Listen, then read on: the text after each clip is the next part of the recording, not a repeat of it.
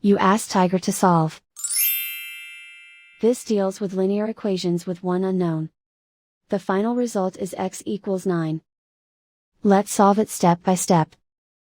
Simplify the expression. Group like terms.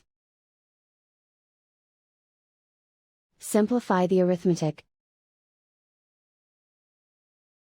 Group all x terms on the left side of the equation. Subtract 4x from both sides. Group like terms. Simplify the arithmetic. Group like terms. Simplify the arithmetic. Group all constants on the right side of the equation. Add 7 to both sides. Simplify the arithmetic.